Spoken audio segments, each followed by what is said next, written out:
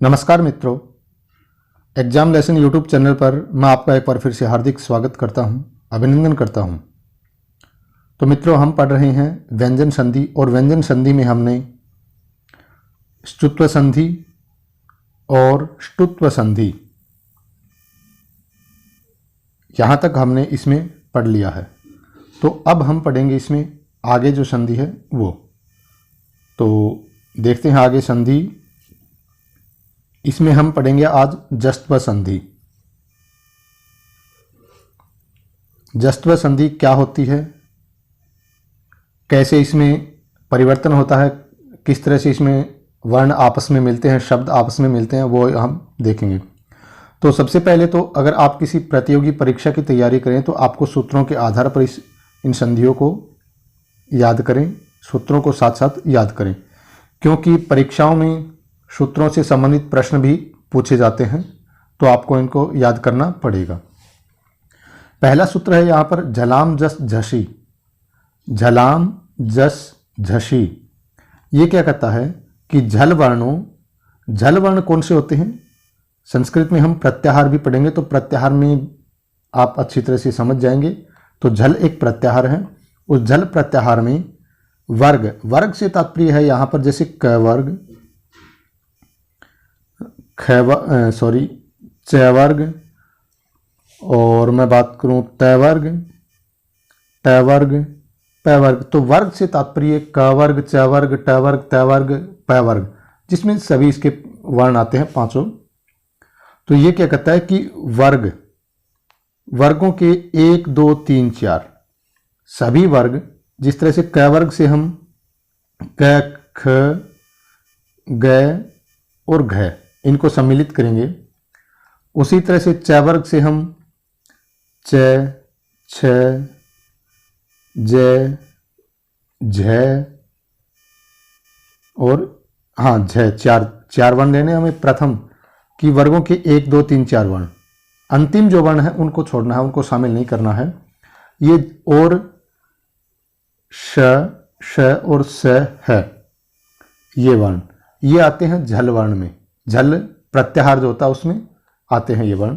तो आप देखिए जो झल वर्ण कौन से हो गए कि वर्गों का 1, 2, 3, 4 और श, स और है के स्थान पर जस आदेश हो जाता है। जस क्या होता है? उसी वर्ग का तीसरा अक्षर हो जाता है। यहां जस से तात्पर्य है उसी वर्ग का तीसरा अक्षर। जिस तरह से अगर क वर्ग की बात करें तो क वर्ग में तीसरा अक्षर ग होता है। अगर च वर्ग की बात करें तो च वर्ग में तीसरा अक्षर ज होता है। अगर त वर्ग की बात करें तो त वर्ग में तीसरा द, और ट वर्ग की बात करें तो ट वर्ग में तीसरा ड। इसी तरह से प वर्ग में ब हो जाता है। तो जस से तात्पर्य है वर्ग का तीसरा अक्षर। ये क्या कहता है, एक बार दोबारा देखिए आप, झलाम जस झसी कि झल वर्णों के स्थान पर जश आदेश हो जाता है, अर्थात वर्ग का पहला, दूसरा, तीसरा और चौथा वर्ण है, और या फिर श, स है, तो क्या हो जाता है उनको जश आदेश, अर्थात उसी वर्ग का तीसरा अक्षर हो जाता है। झस वर्गों के 3, 4 के परे रहते, अर्थात तीसरा और चौथा वर्ण बाद में होना चाहिए। झस भी एक प्रत्याहार है, झल भी एक प्रत्याहार है, और जश ये भी प्रत्याहार है। झल प्रत्याहार में इन वर्णों को सम्मिलित किया जाता है। जश प्रत्याहार में वर्ग का तीसरा अक्षर आता है, और झस प्रत्याहार में वर्ग का तीसरा और चौथा, क वर्ग में तीसरा और चौथा ग और घ, च वर्ग में ज और झ, त वर्ग में द और ध, ट वर्ग में ड और ढ, प वर्ग में ब और भ, ये वर्ण इसमें सम्मिलित किए जाते हैं। आप उदाहरण के माध्यम से बेहतर समझ पाएंगे। देखिए यहाँ पर एक बार फिर भी लिखा हुआ है कि वर्ग का पहला, दूसरा, तीसरा, चौथा श, स है। ये कंडीशन है पहले, और प्लस में क्या आ रहा है, वर्ग का तीसरा या चौथा अक्षर आ रहा है बाद में, तो उसी वर्ग का तीसरा वर्ण हो जाएगा। अब आप उदाहरण से समझेंगे। देखिए देखिए पहला उदाहरण है बुद्ध प्लस धी।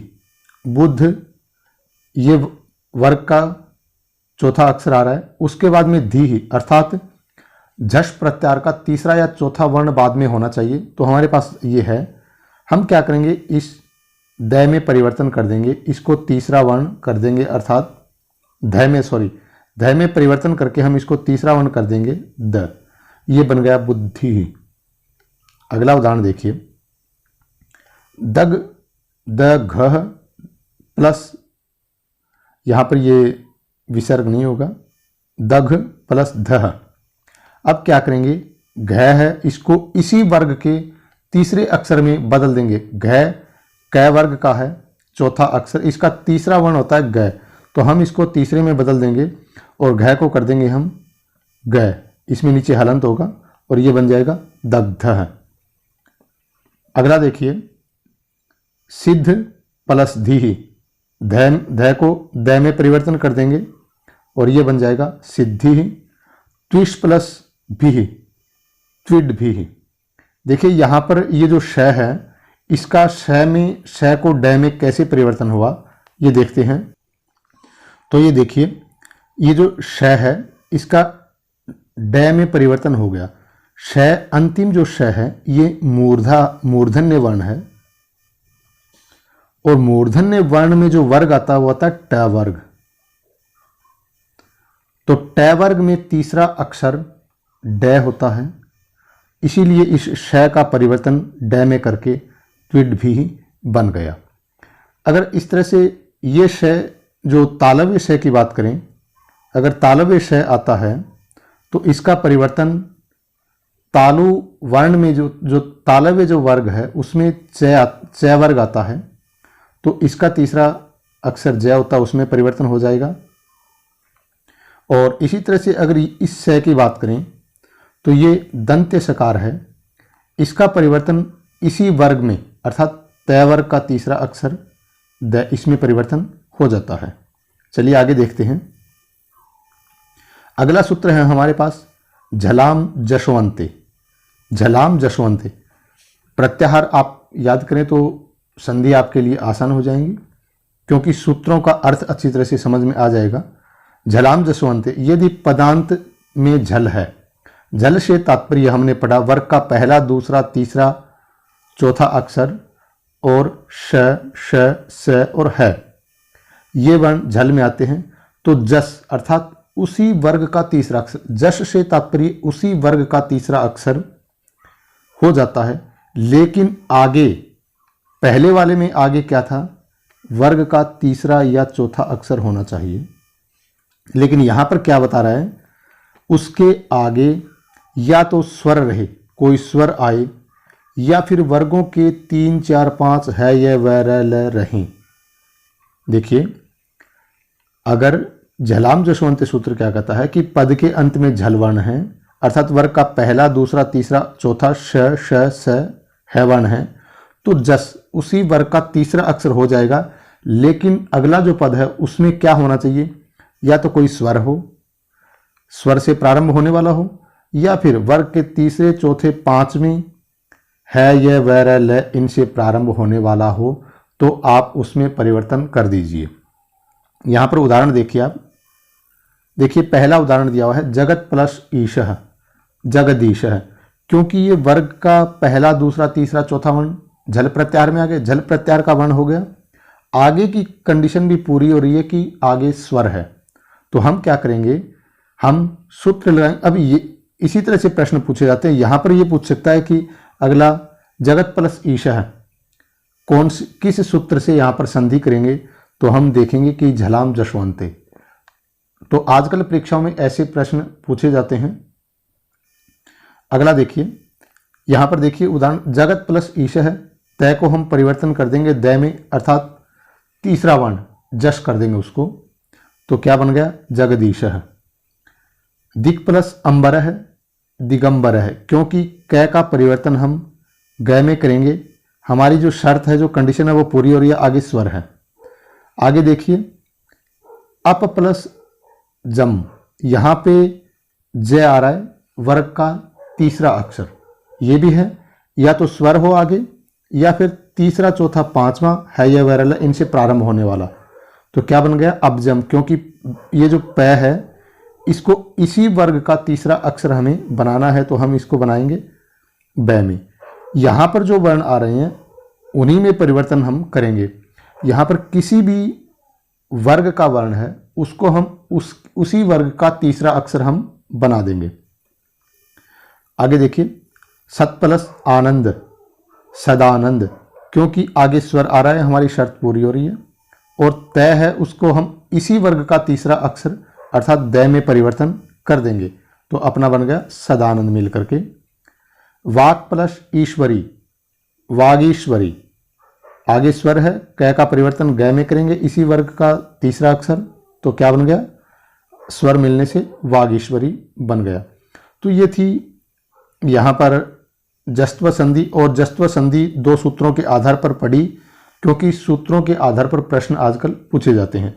एक सूत्र झलाम जशवंते, झल अर्थात वर्ग का पहला दूसरा तीसरा चौथा या फिर श श स और है ये वर्ण आते हैं, और इनको जस हो जाता है अर्थात उस अपने वर्ग का तीसरा अक्षर हो जाता है। आगे क्या होना चाहिए, या तो स्वर हो या फिर वर्ग के 3 4 5 है या वैरल वर्ण हो, अर्थात किसी भी वर्ग का तीसरा चौथा या फिर पांचवा वर्ण हो सकता है या फिर है या वैरल रही। तो ये सूत्र था झलाम जशवंते, और एक सूत्र हमने पढ़ा है झलाम जस झसी। तो इन सूत्रों को अच्छी तरह से, इन सूत्रों का अर्थ अगर आपको अच्छी तरह से याद है तो एक भी प्रश्न आपका गलत नहीं होगा। तो अगली संधि देखिए, इसमें ये चर्त्व संधि, चर्त्व संधि देखते हैं। चर्त्व संधि क्या होती है, यहां पर सूत्र याद करेंगे हम खरीच। खरीच सूत्र क्या कहता है कि झल वर्णों अर्थात वर्ग का पहला दूसरा तीसरा और चौथा, इसमें क्या बता दिया कि झल वर्ण का पहला दूसरा तीसरा और चौथा अक्षर के स्थान पर प्रथम वर्ण हो जाता है। अगर झल वर्ण का जो झल प्रत्याहार में वर्ण आते हैं अर्थात उसमें पहला दूसरा और तीसरा चौथा अक्षर पहले पद में आ रहे हैं, तो उनके स्थान पर प्रथम वर्ण हो जाता है खर वर्णों के परे रहते। क्या बोलता है कि खर वर्णों के परे रहते। अब खर प्रत्याहार में कौन से वर्ण आते हैं वो देखिए। खर में आते हैं वर्ग का पहला दूसरा श श स, खर प्रत्याहार। क्योंकि संस्कृत में आपको प्रश्न ये भी पूछे जाते हैं कि खर प्रत्याहार में कौन से वर्ण शामिल हैं, अर्थात ये पूछ लिया जाता है कि जैसे ये दे दिया कि ख या फिर फ किस वर्ण में आते हैं, तो खर प्रत्याहार भी आपको किस प्रत्याहार में आते हैं, तो आपको प्रत्याहार भी याद करने पड़ेंगे। तो ये खरीच जो सूत्र है ये कहता है कि झल वर्णों का पहला दूसरा तीसरा और चौथा अक्षर है, उनके स्थान पर प्रथम वर्ण करेंगे, अर्थात इन्हीं का प्रथम वर्ण हम करेंगे।